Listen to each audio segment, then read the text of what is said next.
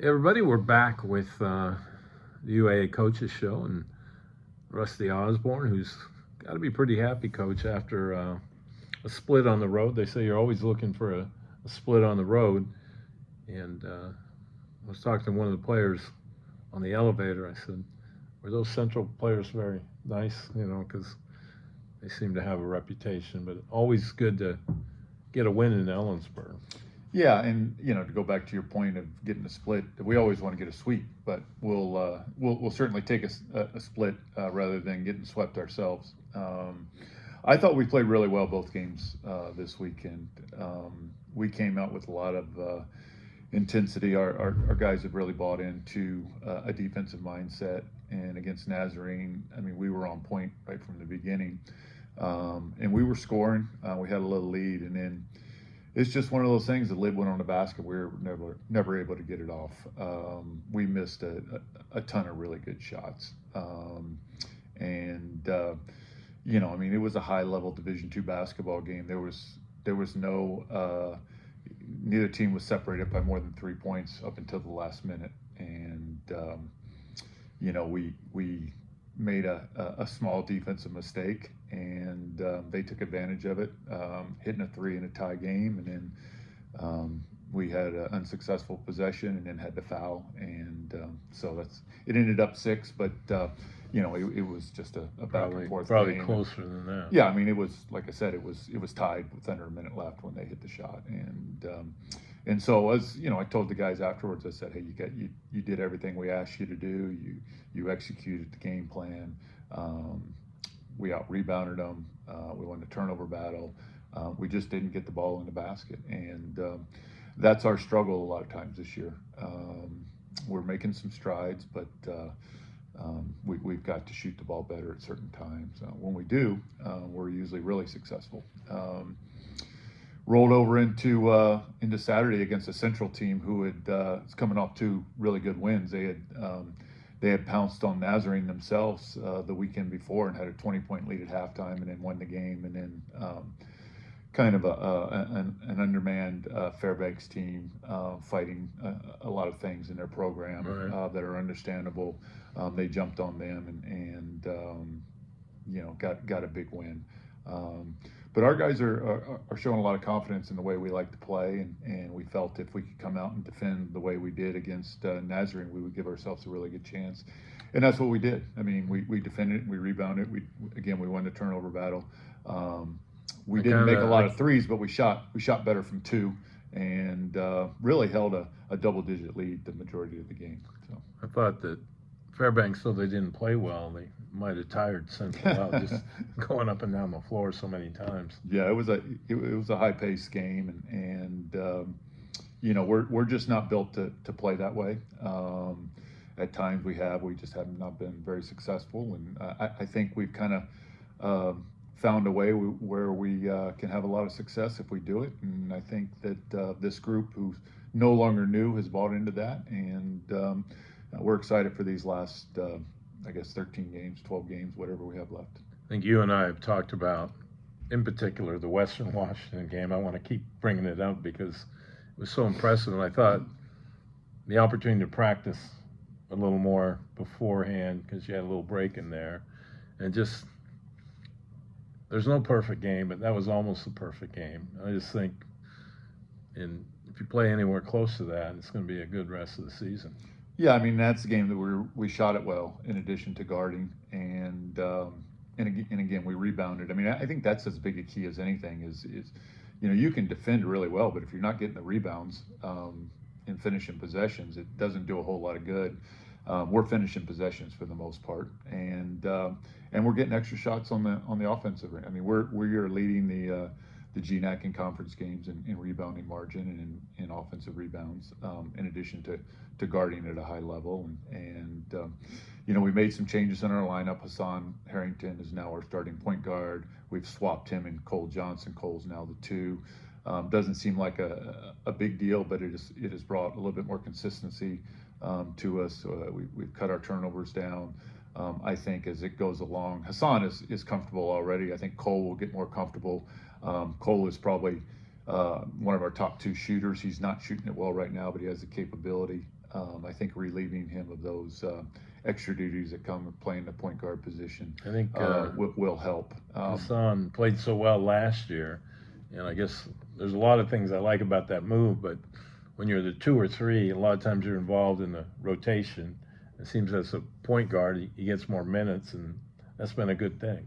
Well, he's been our best at that position. And then Jeremiah Coleman has been fighting some ankle injuries all year, tweaked it again in that first half against Simon Frazier. And so he did not play until Saturday against Central Washington. So hopefully with him back and he stays healthy, we won't have to play Hassan quite as many minutes. But I mean, the guy is the most efficient player in the country right now. He's leading the country in assist to turnover margin by a wide margin. I mean, it's not like hundredths of a point. It's like he's at like 5.1 and the next one's at like 3.7. So Wow. you know, he understands after 3 years in the program what the coaching staff kind of wants. You know, we in baseball terms, I guess, you know, we're not a home run hitting team. We just got to hit a lot of singles and doubles and not make errors. And he understands that. And so, you know, he's a great leader. He's a great person, just all around. His and Bishop Tosi's leadership has been outstanding. Sometimes we wish they'd be a little more vocal, but they understand what we expect in the program, and they have got that into the rest of the team.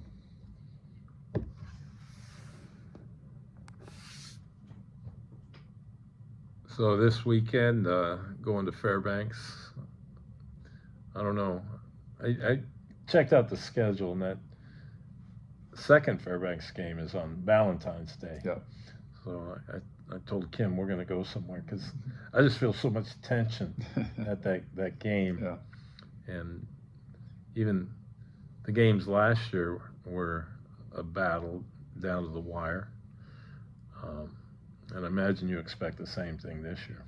Oh yeah, you know, I mean they got us pretty good 2 years ago. In the second game here, we did not play very well. They played well. They deserved the win. But both games last year were right down to the wire. First game, they made a good comeback. We did not finish the job. Second time we went up there, we were really shorthanded.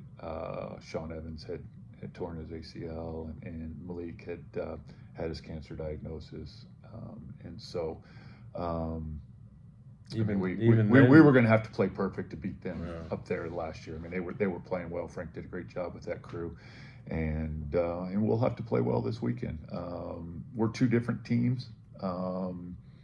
They really shoot the ball well, and they play. They play a lineup, a lot of 5 out. They don't really post up a whole lot, so that'll be a challenge for us to guard 5 guys on the perimeter. But Frank does a great job coaching, and you know they've got some nice pieces, and it's going to be a challenge for us, like it is just about every night in the GNAC. I think you mentioned early on about the buying in, and I think with the almost new team now, with the condition of college basketball, I've kind of thought, having been around your program, is how many different things you do, and even 5 ways to play the on-ball screen and things like that. In buying in, I mean, it's just impressive to me that your team is doing all those things, running plays, the whole bit. This early in the season. Well, I think losing is a big motivator, and we went to the Small College Hall of Fame Classic. We played at Florida Southern, the host school, who's now I think 14-4, a really good team. They were ranked 15th at the time, and we got beat in that game. Silas got hurt in that game. Silas, of course, is our leading scorer and rebounder right now, and so missing him in that game was big. But we were also kind of new. And then we just got it handed to us the next night by a very good Damon team, who I think is now 42-1 in their last 43 games, and very well coached. And we we didn't know how to play at that point. It was a struggle for us to get it through to the new guys. But I told Coach McDonald, who was the coach, he apologized for the score, and I said, no, I think it's probably the best thing for us. It's something that we had to experience. And since that time, we've continued to get better and better. We made some adjustments in the pace of play, how we defend. We were not doing the things we're doing now when we played those two games. And the guys have come along, as we've had success, they bought in, and we've got a great crew. I mean, great students, great in the community, 3.2 cumulative GPA, and we're over 300 hours of community service. They're just outstanding individuals, up and down 1 through 16, and so I'm not surprised, because they're good people, and they want to have success. And our group from last year is leading them. With all the injuries and the things that we went through last year, Bishop and Hassan had a good year the year before. We had a good year and made the NCAA tournament. They want to get back to that, and so they brought those guys along, and hopefully we can continue to get better this last third of the season. I guess another thing we've talked about is situation with the athletic director and leaving early in the school year, and you being the most experienced member of the athletic staff. In a lot of ways, you had a lot of duties there, and I just remember seeing you walk onto the practice floor and thinking, that's the last thing you get to think about is practice, because you got so many other responsibilities. Yeah, certain times it is, but when you spend 34, 35 years at a place, you have a love for it. You wouldn't do it if you didn't. And so, when the chancellor talked to me about taking on these extra responsibility, it was an easy answer. It's not long term. It's short term as we work through this. And I've never wanted to be a full-time administrator, but I also want to do anything I can to help the program, the entire program, not just mine. Whether it's hockey or ski or track, field, cross country, volleyball, whatever. I've lived this life for a lot, and see Wolf Green and Gold gets in your blood, and you want to help. And since COVID, we've been shorthanded, and then when the boss leaves in October, unexpectedly, we became really shorthanded.